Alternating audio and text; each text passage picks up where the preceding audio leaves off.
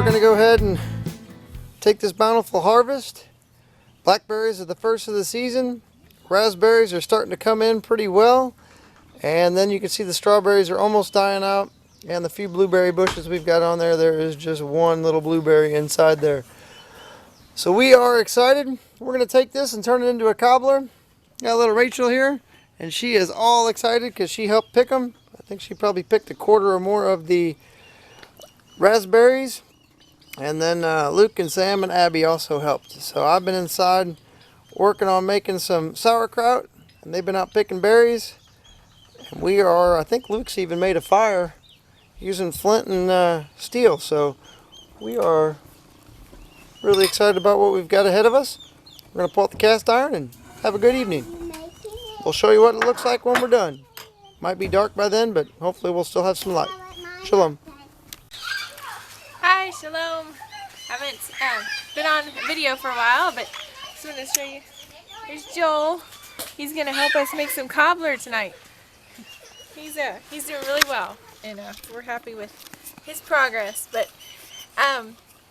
anyway, we're making some mixed berry cobbler. The kids picked all these berries. There's actually another 2 cups in there with the raspberries. It's got the golden raspberries, the blackberries, and a couple strawberries.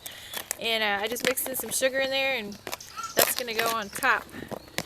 And we got the butter melted in the Dutch oven over here. We've got 1 stick of butter and 4 cups of berries. And then in here we've got a 1.5 cups of flour, 1.5 cups of white sugar. Actually, I use coconut sugar.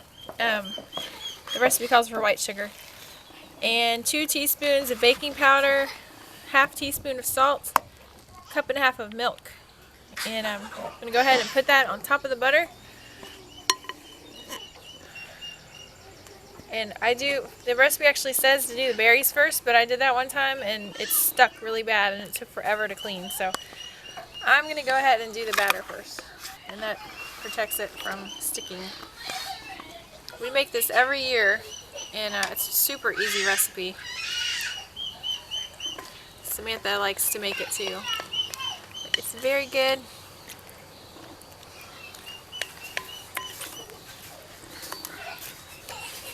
Spread that there. And then we're gonna put this right on the campfire and put some coals under it. I'll let Luke show you that part. You ready? Mm-hmm. And just dump the berries. Oh, we can't wait. It's going to be so good. Alright, we'll be right back. Okay, so you can see we've just got a little fire here. Burning predominantly hickory and oak. Same stuff we burn in our house in the wintertime. And what we've done is we just pulled back this front log, took some of the coals out, put some underneath, and some on top.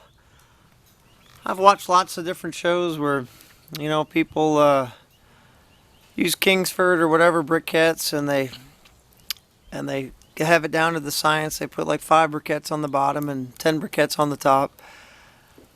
You know, and they make these perfect desserts. And I think you can still do that just by using the coals from the fire. I don't think you have to actually spend money on Kingsford or any other charcoal. I think you just need to experiment and play around with it. And what we have found is on the bottom, so it doesn't burn, we put about 50% of the amount of coals that we would on the top. By putting them on top, it seems like it wants it to increase as far as it wants to rise up. And also by putting the berries on top, it usually allows them to fall into the dough as it's typically baking. So we'll see how that works. We may completely flop it on this one, but it's been a couple years since we've done this. But we are excited to have it back on our homestead. Same way with the little fire pit. We're planning on doing quite a bit of outdoor cooking this year. So if there's some items that you want to see cooking, we'll try it. And I'd like to, later date, we'll show you how we actually make pizza outside.